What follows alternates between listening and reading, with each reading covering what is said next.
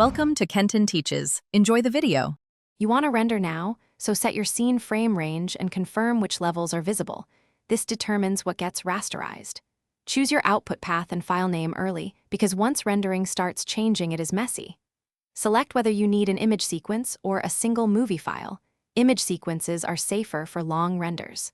Finally, set the color profile and bit depth so colors match your intended delivery.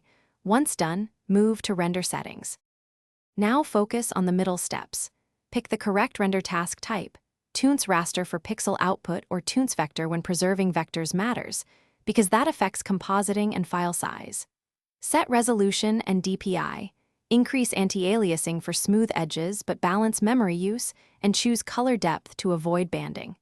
If you plan long renders, enable multiprocess or network farm options so frames render in parallel. Make sure start by rendering a short test range of 5 to 10 frames. This confirms timing, color, and alpha handling before committing hours of compute.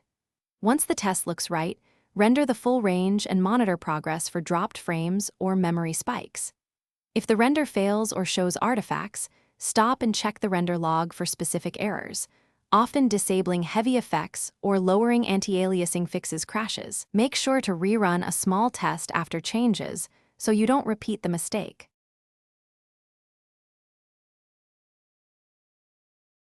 Thanks for watching. Please subscribe if this video was helpful.